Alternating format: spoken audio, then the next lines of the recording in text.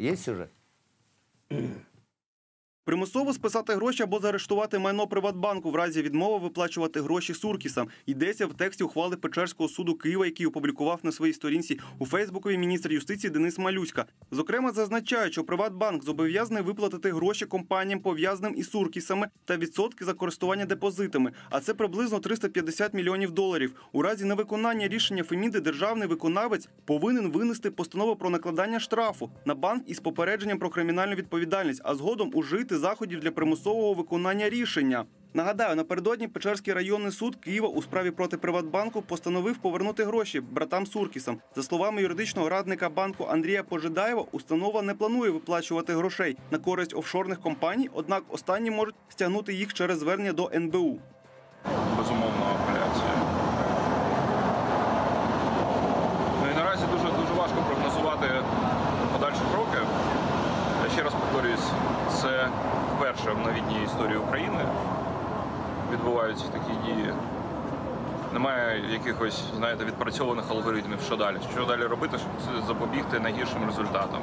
Нагадаю, рішенням НБУ 2016 року Суркісів визнали інсайдерами Приватбанку, через що вони не отримали назад своїх грошей після націоналізації структури. Відтоді сім'я Суркісів домагається в українських судах скасувати ухвалу про визнання їх пов'язаними з Приватбанком особами. У лютому Печерський районний суд уже зобов'язав Приватбанк заплатити депозити офшорним компаніям братів на суму понад 200 мільйонів доларів. Да, суды, мы сталкиваемся, наше государство учится жить в судах, и часто суды будут выносить несправедливые решения с точки зрения общества, общественности.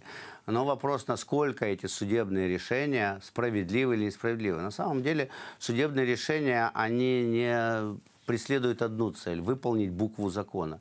Если закон прописан плохо или закон прописан так, что его можно использовать, адвокаты будут это использовать. В данной ситуации мы видим, что уже несколько лет братья Суркисы пытаются использовать законодательные крючки, а также адвокатов для того, чтобы отсудить свои деньги, как они считают, забранные у них неправильно по закону. Справедливо с точки зрения нашей, но меня это просто бесит, наверное, вместе с вами, потому что, ну уж Суркисам еще и судиться, еще и отбирать деньги у государства, государственного банка. Это нас возмущает, и это будет все педалироваться. Другое дело, насколько правильно поступают суды, я не до конца в этом плане могу вам посоветовать, чтобы как в этом разобраться.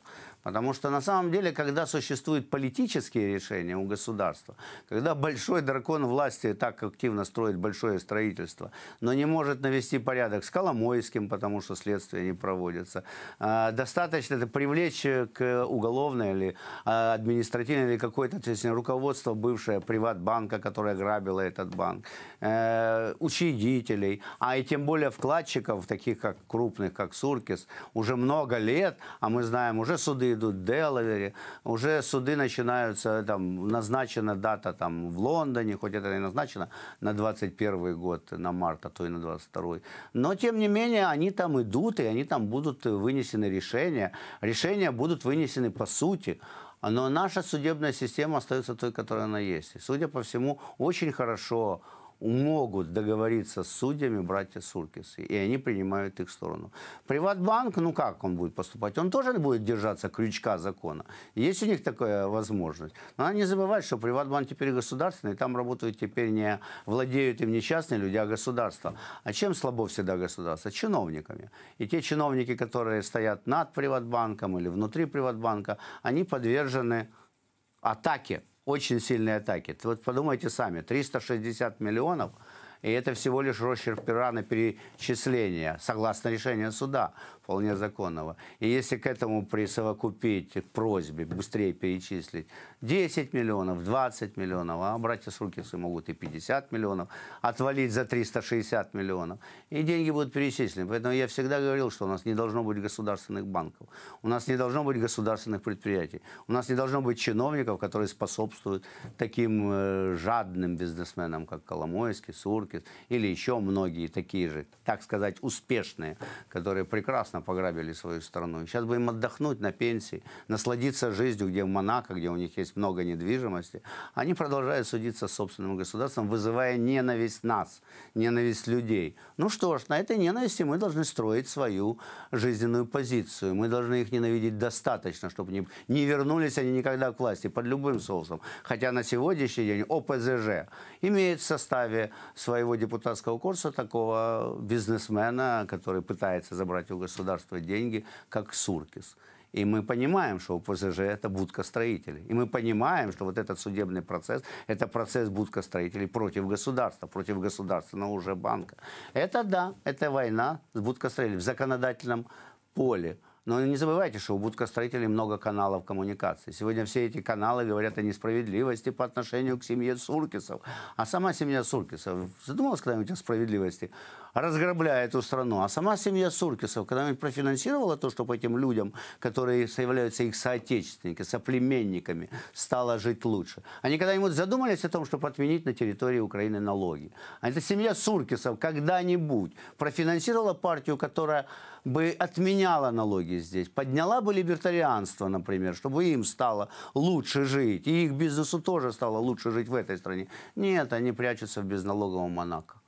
Потому что там они наметили свою старость, туда они вывели деньги. Но здесь они только судятся, здесь у них только суды. Суды и футбол пока, которые они тоже, наверное, скоро продадут, чтобы побыстрее уехать из этой страны. Для них в какой-то степени лакомым, жирным куском, от которого они отковыряли несметные сокровища для своей семьи и продолжают судиться. Вот они, братья Суркисы, наше общество и справедливые суды.